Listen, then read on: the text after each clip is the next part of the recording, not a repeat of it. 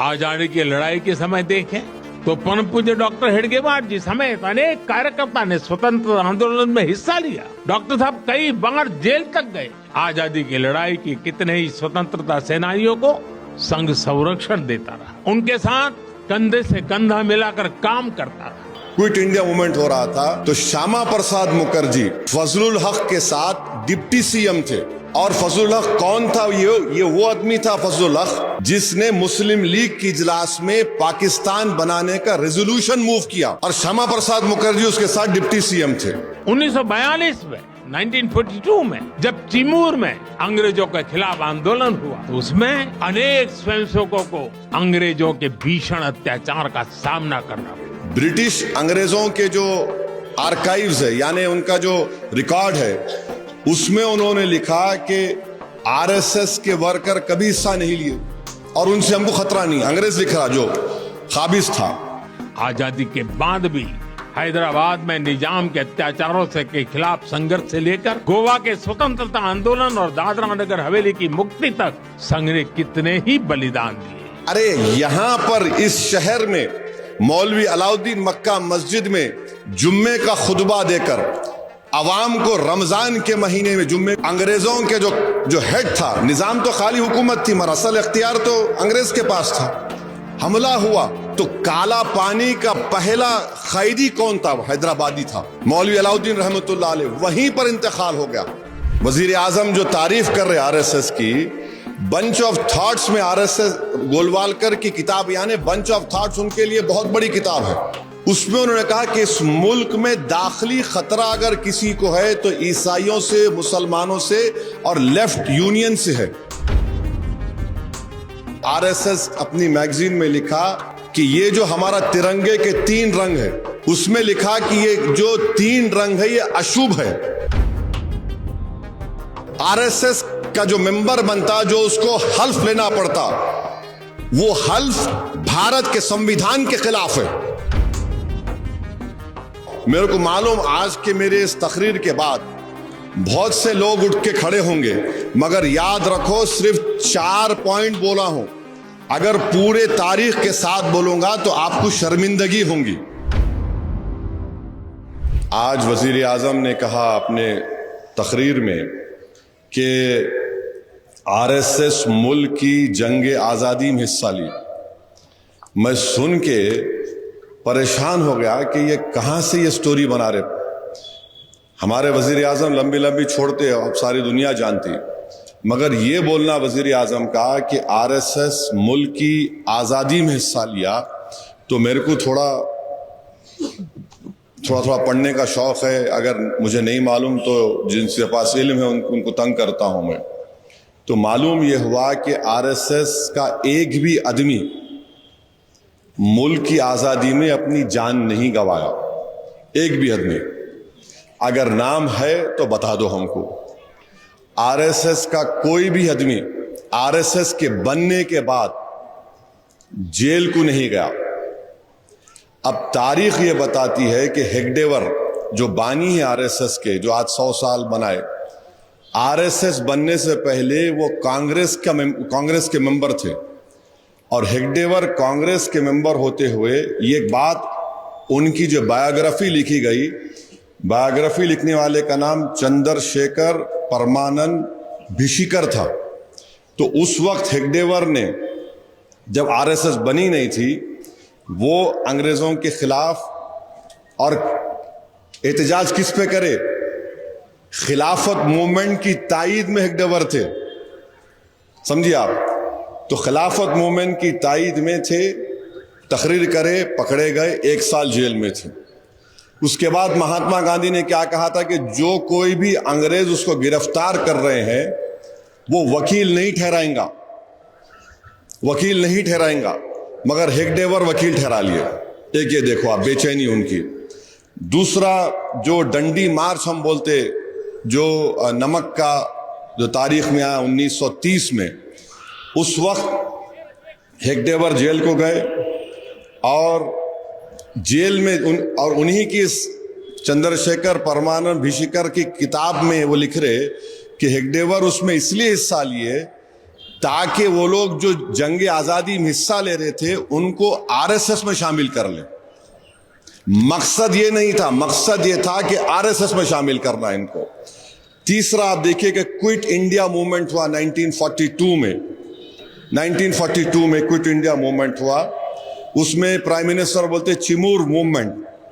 भाई उसमें तो कई वॉलंटियर थे, आप कैसा उसमें माने आप उंगली काट के भी शहीदों में शामिल नहीं हो सकते। मां भी एक प्रधानमंत्री लंबी दे दिए। ब्रिटिश अंग्रेजों के जो आर्काइव्स है यानी उनका जो रिकॉर्ड है उसमें उन्होंने लिखा कि आरएसएस के वर्कर कभी हिस्सा नहीं लिए और उनसे हमको खतरा नहीं। अंग्रेज लिख रहा जो खाबिज था। अब चौथी बात यह है कि जब क्विट इंडिया मूवमेंट हो रहा था तो श्यामा प्रसाद मुखर्जी फजलुल हक के साथ डिप्टी सीएम थे। और फजलुल हक कौन था? ये वो आदमी था फजलुल हक जिसने मुस्लिम लीग की इजलास में पाकिस्तान बनाने का रेजोल्यूशन मूव किया, और श्यामा प्रसाद मुखर्जी उसके साथ डिप्टी सीएम थे। ये चार चीजें, इसका जवाब भारत के प्रधानमंत्री नहीं देंगे। फिर ऑर्गेनाइजर एक आरएसएस की मैगजीन है। 1947 14 अगस्त आरएसएस अपनी मैगजीन में लिखा कि ये जो हमारा तिरंगे के तीन रंग है ना, उसमें लिखा कि ये जो तीन रंग है ये अशुभ है। अशुभ है कहा, ये एक बात हो गई। ये भी हमारे प्रधानमंत्री को मालूम, मगर डाल दे रहे, गुगली डाल रहे। दूसरा आप देखेंगे 23 नवंबर 1949 जब हम संविधान अपनाने, आईन हम अपने आप को बना लिए, जिसको बाबा साहेब अम्बेडकर और मुल्क के मुजाहिदीन आजादी ने बनाया, तो आरएसएस ने क्या लिखा कि हमको ये संविधान की जरूरत नहीं है। ऑर्गेनाइजर में लिखा हमको मनुस्मृति चाहिए। मनुस्मृति मुसलमानों का नहीं है, वो तो हमारे हिंदू भाइयों के खिलाफ है। अच्छा, फिर सावरकर ने एक टेलीग्राम दिया था। टेलीग्राम किसको दिया था? अंग्रेज क्वीन को, बहुत बड़े मुजाहिदी आजादी, कि आप ये सब क्या कर रहे हैं? आप नेपाल के बादशाह को दे दो ये मुल्क, उनको किंग बना दो, उन हिंदुओं के किंग हैं। ये तारीख है, हमको एक एक चीज मालूम। आज वजीर आजम ये जो बात कर रहे हैं ना, ये बिल्कुल गलत है। अच्छा, इनका एक और चीज है, आप बोर तो नहीं हो रहे ना? जरा सुनिए, क्योंकि ये आजकल जो नेशनलिज्म का डिबेट चल रहा है उसमें आरएसएस के लोग, बीजेपी के लोग, तो वजीर आजम हमारे उसमें उतर गए। तो ये तारीख का मुताला करना जरूरी है, और जरूरी इसलिए भी है कि हम इनके झूठ को बेनकाब करना है। अच्छा, ये जो गोलवालकर आरएसएस के दूसरे सदर थे, यानी उनको सर संचालक बोलते, उनकी किताब है बंच ऑफ थॉट्स। वजीर आजम जो तारीफ कर रहे आरएसएस की, बंच ऑफ थॉट्स में आरएसएस गोलवालकर की किताब, यानी बंच ऑफ थॉट्स उनके लिए बहुत बड़ी किताब है। उसमें उन्होंने कहा कि इस मुल्क में दाखिली खतरा अगर किसी को है तो ईसाइयों से, मुसलमानों से और लेफ्ट यूनियन से है।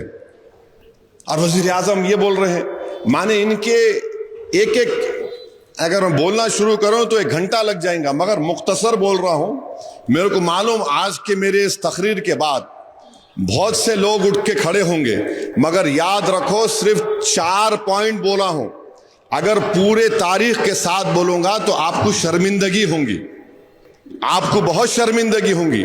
और आप बार बार भारत के मुसलमानों पे जो शक करते, अरे यहां पर इस शहर में मौलवी अलाउद्दीन मक्का मस्जिद में जुम्मे का खुतबा देकर, अवाम को रमजान के महीने में जुम्मे का खुतबा देकर, जो मौजूदा वुमेन्स कॉलेज पे लेके जाके अंग्रेजों के जो हेड था, निजाम तो खाली हुकूमत थी मगर असल इख्तियार तो अंग्रेज के पास था, हमला हुआ, गोलियों से हमला हुआ। तो तुर्रेबाज खान और मौलवी अलाउद्दीन कहीं छुपे, फिर मौलवी अलाउद्दीन पकड़े गए। तो काला पानी का पहला कैदी कौन था? हैदराबादी था, मौलवी अलाउद्दीन रहमतुल्लाह अलैह। वहीं पर इंतकाल हो गया।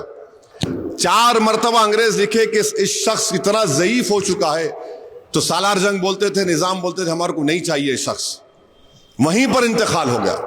तुर्रेबाज खान को भागे गद्दार मुसलमानों ने उनको पकड़ाया और तुर्रेबाज खान की लाश को गोली मारकर सुल्तान बाजार में लाके 4 दिन तक लटकाया। तो ये तारीख है हमारी। तो आज वजीर आजम इस तरह की बात कर रहे हैं, बड़ा अफसोस हो रहा है हमको।